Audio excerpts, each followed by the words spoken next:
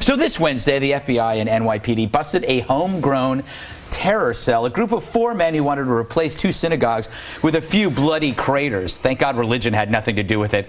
It turns out that all the explosives they purchased were fake, supplied by agents pretending to be al-Qaeda militants. Chuck Schumer called the group relatively unsophisticated, which is exactly how I describe the dolphin tattoo I have on my ankle.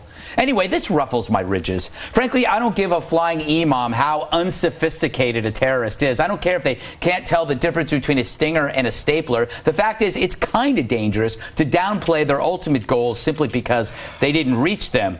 Chuck Schumer wasn't doing that. Thankfully, he even stressed the need for vigilance. And unless you count Olbermann, the typical dismissive attitude toward the threat of terror hasn't happened yet. But it's only been 2 days. Give it time, folks. Liberal journalists, dumbass comedians, and left-wing blogs have done this before, whether it's a group who tried to bomb Fort Dix, the creeps who wanted to decimate the Sears Tower, or that charmless shoe bomber.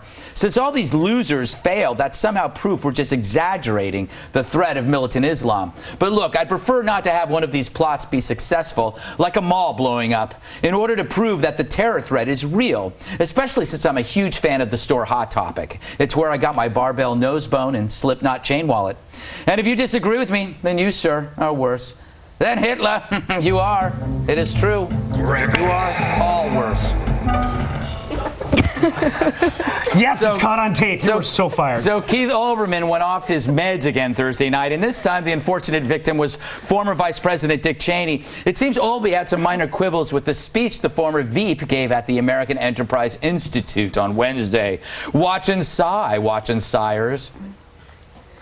Neurotic, paranoid, false to fact and false to reason, forever self-rationalizing, his inner rage at his own impotence and failure dripping from every word, and as irrational, as separated from the real world, as dishonest, as insane as any terrorist.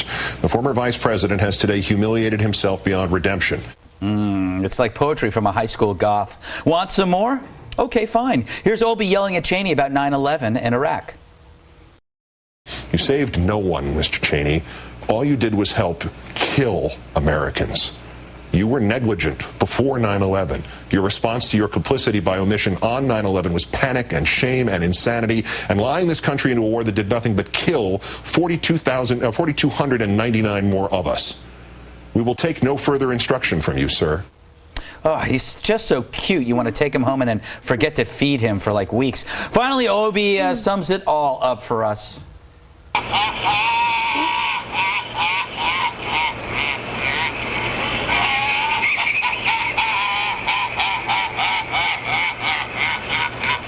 Actually, that part made sense, and his hair looked better. Hey, Lauren, Olby says Cheney is as insane as any terrorist. Doesn't that make Olbermann himself insane?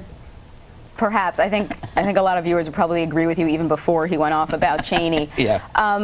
But comparing our former vice president to terrorists and wanting to kill Americans is it's a bit much. It's a bit much. It's a bit much. I think you can go out on a limb and say it's a bit much. We get it. You don't like it. You don't agree. We get it. Yes, you know? Yes. You're going to get letters for that. Hey, Rodney Lee, Olby says Cheney's delusional claims could be proved to be literal and absolute truth, but he would still be wrong. Isn't that the perfect lefty argument that even if you're right, you're wrong because I don't like it? Yes, what's next, Mr. Cheney? Take over commercial airliners with box cutters? What the? And what about? And next, I suppose you'd have us believe they're just going to paddle up to a big, I don't know, warship in the little rubber dinghy and just blow it up? Are you drinking, Mr. Cheney? That's pretty good. Hey, Ron, at this point, doesn't Olby have to admit to everyone that this is an act? Because if it isn't, then we all have to worry about him. He quoted Oliver Cromwell in putting down Cheney, something like, "Go into that good night, sir," or something like that. I don't know. You know, I just think, well, first of all, did Olbermann say negligent? I think he might have. I think he might have said negligent. I have no idea what it means either. No, but he was a high school teacher of mine. He really was. Was he? Yeah, he was. In your mind, he was. Yeah. Bill, do you think Olbermann has enough self-awareness to realize how nutty he comes across? I think there's a lot of people that don't have enough self-awareness to realize how nutty they come across, Greg. Really? Yes. Like who? But I can't. None come to mind. None come to mind. It seems a line of bitterness going on here. No. I'm saying collectively the world. I'm talking about the genre, really. None better come to mind. Yes. The thing that bothers me is the bluster. And I did a Microsoft word count of the transcript.